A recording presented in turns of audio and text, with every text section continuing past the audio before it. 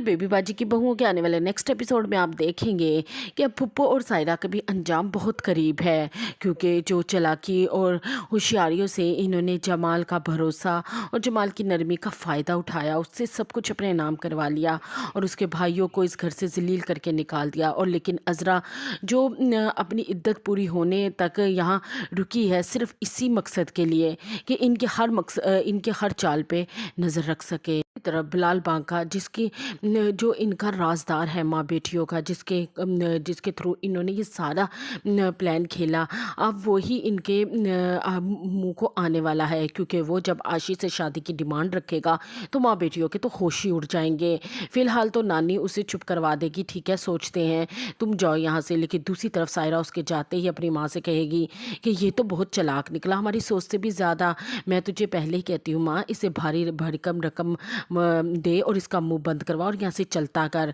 मैं अपनी अकलौती बेटी इस कंगले को नहीं दूंगी, इतनी मुश्किलों से हमने सब कुछ ये हासिल किया, मैं अपनी बेटी और ये सब कुछ इसके हवाले आसानी से कैसे कर दूँ। उस पर उसकी माँ कहेगी अभी फ़िलहाल चुप हो जा, हमें इसकी ज़रूरत है, देखते हैं इसका भी क्या करना है। लेकिन दूसरी तरफ बिलाल बांका भी बहुत तेज़ है, वो अगर वो इन औरतों का साथ दे सकता है तो इनकी बाजी भी उलट सकता है। अब फुप्पो से जो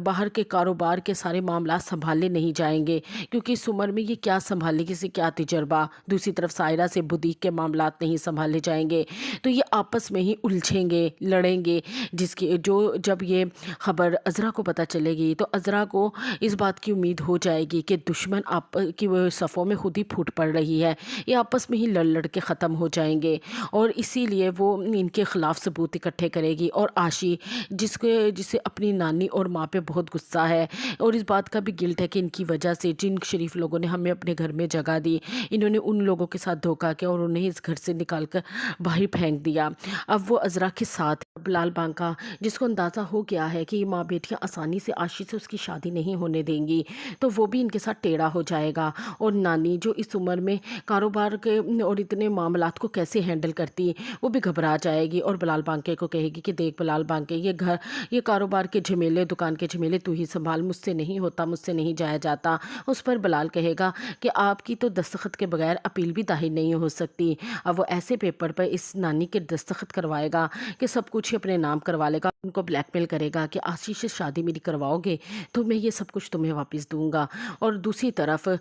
आशी अपनी माँ और नानी के ख़िलाफ़ सारे सबूत इकट्ठे करेगी और इनकी रिकॉर्डिंग करेगी, जिससे रिकॉर्डिंग से अज़रा और समन को पता चल जाएगा कि नेक्स्ट प्लान नानी का दुकान पे भी कब्ज़ा करने का है। उस पर ये लोग बहुत परेशान होंगे और जमाल के भाई भी कि अगर हमारा कारोबार गया तो हम खाएंगे कहाँ से। उस पर अस्मा कहेगी कि अगर हम घर और कारोबार के मामले में थोड़ी सी मज़ाहमत कर लेते तो ये नौबत यहाँ तक ना आती, हम तो पुप्पो के आगे हार मान के अपना घर बार छोड़कर यहाँ आ गए। और दूसरी तरफ अज़रा आशी के बाप की तस्वीर हासिल करेगी और वलीद को भेजेगी और कहेगी कि इस आदमी का पता करवाओ, क्योंकि ये आशी का बाप है और ये हमारे काम